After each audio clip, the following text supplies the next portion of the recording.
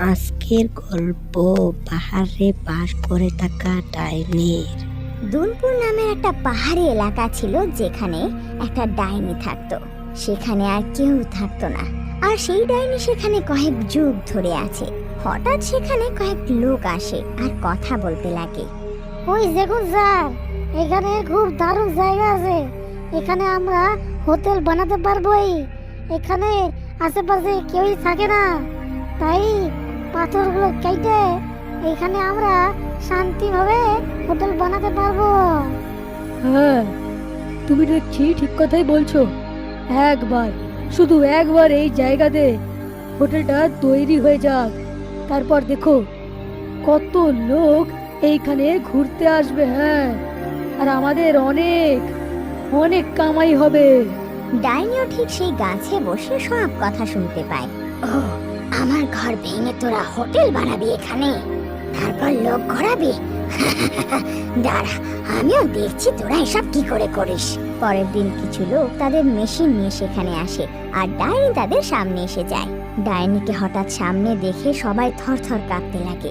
হে ভগবান, এইটা তো একটা ডাইনি, মরে গেলাম রে। আরে সবাই পালাও, নিজেদের প্রাণটা বাঁচিয়ে পালাও। একটা লোক তো সঙ্গে সঙ্গে সেখান থেকে পালিয়ে যায়, কিন্তু কিছুজন দাঁড়িয়ে যায়। আরে ও ভিতুরাম, আরে ভাগনা বন্ধ করো, আমাদের মোকাবিলা করতে হবে। জানো নাই কত টাকা এতে লেগেছে, আর যদি টাকাগুলো বরবাদ হয় তাহলে তো অনেক লস হয়ে যাবে। লড়াই করবি? আয় আয়, সামনে আয়, দেখি তোর মধ্যে কত দাম আছে। পালিয়ে গেলে তাও তোর টাকাটা লস হতো, কিন্তু দাঁড়িয়ে থেকে তো তুই তোর প্রাণ সংশয় করলি। লোকটা যেই ডাইনির দিকে এগিয়ে যায়, ডাইনি ওকে শূন্যে তুলে পাহাড় থেকে ছুঁড়ে ফেলে দেয়। বাকি লোকরা এটা দেখে পালানোর চেষ্টা করতে যাবে, অমনি ডাইনি ওদের মেরে গাছে ঝুলিয়ে দেয়। অন্যদিকে সেই পালিয়ে যাওয়া লোকটা ফিরে গিয়ে মালিককে সব কথা জানায়। ওর মালিকের নাম ছিল পুরব। এসব কি বলছো? হ্যাঁ, চলো আমিও গিয়ে দেখি তো কে এমন ডাইনি এসছে যে তোমাদের কাজই করতে দিচ্ছে না। আমার তো মনে হয় তোমরা সবাই ফাঁকিবাজ, শুধু শুধু টাকা গুনতে জানো। হ্যাঁ, বলে দিলাম।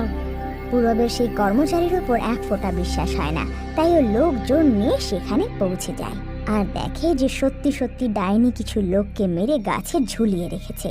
হ্যাঁ, মনে হয় খুব গম্ভীর ব্যাপার। এই ডাইনি ওই জায়গাতে দখল করেই বসে আছে। ও আমাকে এখানে হোটেল বানাতে দেবেই না। কি অবস্থা করেছে আমাদের লোকের। আমি যদি এখানে থাকি তাহলে তাহলে না না বাবা, আমি তো যাই। পুরবের একটা খুব ভালো বান্ধবী ছিল যার নাম মেঘনা। ও পুরবের সাথেই এসেছিল। খুব চালাক মেয়ে। সব কথা শোনার পর ও পুরবকে বলে, আরে তুমি এত চিন্তা করছো কেন? দেখো, ওই ডাইনি তোমাকে এখানে হোটেল বানাতে দিতে চায় না, কিন্তু ওর থেকে লুকিয়ে তো হোটেল বানাতেই পারি আমরা। শোনো, আমি আশপাশের লোকদের সাথে কথা বলেছি। ডাইনি কিন্তু পাহাড়ের সব জায়গায় ঘুরে বেড়ায় না, ও শুধু মাঝখানে থেকে যায়। এখন আমরা যদি হোটেল পাহাড়ের কিনারায় বানাই তাহলে ও জানতে পারবে না, আর আরামসে হোটেলও চলতে থাকবে। একবার যদি হোটেল তৈরি হয়েই যায় তাহলে ও আর কি বা করবে। বাহ মেঘনা, কি বুদ্ধি তোমার। তুমি যদি না থাকতে তাহলে তো আমি মোকাবিলাই করতে পারতাম না। হ্যাঁ, আমি সেটাই করব। এরপর পুরব চুপচাপ সেই হোটেলের কাজ শুরু করিয়ে দেয়, আর 1 মাসের মধ্যে পুরো হোটেল তৈরি হয়ে যায়। ওদিকে ডাইনি জানতেও পারে না। এরকমই একদিনের কথা, যেদিন ডাইনি ঘুরতে বেরোয়, আর জঙ্গলে ঘুরতে ঘুরতে হঠাৎ ওর খুব খিদে পায়। ওহ, আমার জঙ্গলে কোনো পশু পাখিও দেখতে পারছি না, কি যে খাই। মনে হচ্ছে এবার একটু দূরেই যেতে হবে, তবে কি পশু পাখি পাবো। আর এটা বলে ডাইনি একটু দূরে বেরিয়ে আসে, তাও জঙ্গলের বাইরের দিকে। কিছু দূর এগোতে ডাইনি একটা মানুষ দেখতে পায়। আরে বাবা বাবা, মানুষ স্বয়ং পেয়ে গেলাম। চলো মেনুতে এবার কিছু আলাদা খাওয়া যাক। এটা বলে ডাইনি ওর উপর লাফিয়ে পড়ে ওকে খেয়ে নেয়, আর তারপর ডাইনি নিজের এলাকায় ফিরে আসে। সেদিন তো ডাইনি বেশি কিছু ভাবে না, কিন্তু তার কয়েকদিন পরে ওর এলাকায় আবার একটা মানুষ আসে। এটা কি, আবার একটা মানুষ এখানে? কি কি ব্যাপার, প্রচুর মানুষ আসছে যে, জিজ্ঞেস করি একেই। ডাইনি তখনই ওর সামনে চলে আসে আর গলা টিপে ধরে জিজ্ঞেস করে, কে তুই আর এখানে কি করছিস? কিন্তু সেই মানুষটা ডাইনি দেখে এত ভয় পেয়ে যায় যে অজ্ঞানী হয়ে যায়, আর ডাইনি আগে পিছু না ভেবে ওকেও খেয়ে ফেলে। এ তো আমাকে কিছু না জানিয়েই মরে গেল। যাক, ভালোই হয়েছে, পেট পুজো হলো। এরপর ডাইনি আবার নিজের এলাকায় ফিরে যায়, আর ওদিকে পুরব জানতে পারে যে ওর হোটেলের 2 টুরিস্ট গায়েব হয়ে গিয়েছে আর শুধু হাড় পড়ে আছে। আর এটা শুনে পুরবের খুব চিন্তা হতে লাগে। তো মেঘনাকে বলে, এরম নয় তো যে ওই ডাইনিটা জেনে গেছে যে আমরা এখানে হোটেলটা বানিয়ে ফেলেছি, তাই জন্যই হয়তো আমাদের গেস্টদেরকে মারছে? আরে না পুরব, তুমি এটা বেশি ভাবছো। আচ্ছা, একটা কাজ করো, তুমি একটা নোটিশ দিয়ে দাও যে সব টুরিস্টদের জঙ্গলে যাওয়া মানা।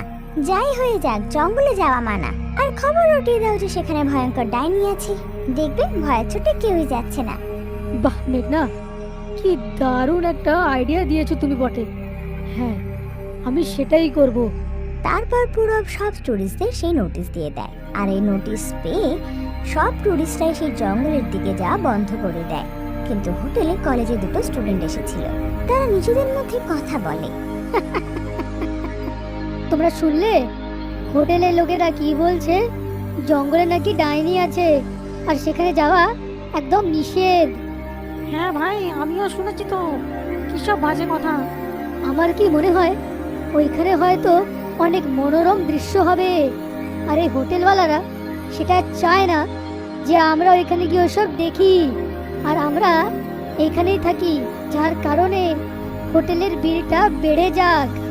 হ্যাঁ, তুই ঠিকই বলছিস রে। চল আমরা একবার গিয়ে দেখি ওইখানে কি কি আছে। ঠিক আছে, যাব, কিন্তু এখন নয়, রাতে সবার শুয়ে পড়ার পরে। তারপর 2 ছেলে অনেক গভীর রাত্রে জঙ্গলে ঢুকে পড়ে আর ধীরে ধীরে অনেক গভীরে চলে যায়। গাছে বসে থাকা ডাইনির নজর তখন নিচে হাঁটা 2 ছেলের উপর পড়ে। এটা কি, এত রাত্রে 2টো ছেলে জঙ্গলে? নিশ্চয়ই কিছু একটা গড়বড় আছে। এই পাহাড়ি জঙ্গলে আগে কখনো মানুষ দেখিনি, আর হঠাৎ করে এত লোক আসতে শুরু করলো। আমাকে তো জানতেই হবে। দেখলি, আমি তো আগেই বলেছিলাম এইখানে কোনো ডাইনি ঠাইনি কিচ্ছু নেই। ওই হোটেলের লোকেরা আমাদেরকে শুধু বোকা বানাচ্ছিল। হ্যাঁ চল, এখান থেকে ফিরে যাই। এটা বলে দুজন হোটেলের দিকে রওনা হয়, আর ডাইনিও ওদের পিছু নেয়। আর শেষমেশ ডাইনি দেখে যে 2 ছেলে একটা হোটেলের ভেতর ঢুকলো। এটা দেখে ডাইনির খুব রাগ হয়। আচ্ছা, এই ব্যাপার। আমার মানা করা সত্ত্বেও ওরা জঙ্গলে হোটেল বানিয়েছে। দাঁড়া, দেখাচ্ছি মজা। ডাইনি হোটেলে ঢুকে সেখানকার টুরিস্টদের বিরক্ত করতে লাগে, আর সবাই হঠাৎ ডাইনি দেখে ভয় পেয়ে যায় আর এদিক ওদিক পালাতে লাগে। ডাইনি এক একজনকে ধরে ধরে মারতে লাগে। তখনই পুরো আবার মেঘনা সেখানে আসে। দুজনে ডাইনিকে দেখে ভয় পেয়ে যায়। হে ভগবান, এই ডাইনি এখানে কি করে এসে গেল? পালাও এখান থেকে, না হলে আমরাও বাঁচবো না। দুজনে পালাতে লাগে, কিন্তু পুরবের পা হট করে ফেসে যায় আর ও পড়ে যায় মাটিতে। মেঘনা, আমাকে বাঁচাও মেঘনা, আমার জন্য থামো। না না, আমি দাঁড়াতে পারবো না, না হলে ডাইনিটা আমাকে খেয়ে নেবে। মেঘনা ওকে একলা ফেলে চলে যায়, আর পুরবকে একলাই তার লোভের ফল ভুগতে হয়। ডাইনি ওকে দেখে ফেলে। তুই সেই না যে এখানে হোটেল বানিয়েছিস? মানা করেছিলাম, তবুও শুনিসনি। পুরব ক্ষমা চাইতে লাগে, কিন্তু ডাইনি ওর এক না কথা শুনে মেরে ফেলে।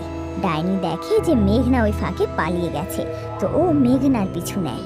আরে না না, এই ডাইনি দেখছি আমার পিছু নিয়েছে। হে ভগবান, বাঁচাও। কোথায় পালাবি? আমি জানি যে তুই এসবের নাটের গুরু। কি ভেবেছিলি পার পেয়ে যাবি? এটা বলে ডাইনি ওকে হাওয়ায় ওড়াতে লাগে আর পাহাড় থেকে নিচে ফেলে দেয়। আর এইভাবে পুরব আর মেঘনার সেই হোটেলের কাহিনী চিরকালের জন্য শেষ হয়ে যায়। আর ডাইনি আগের মতোই সেই পাহাড়ে আরাম করে থাকতে লাগে।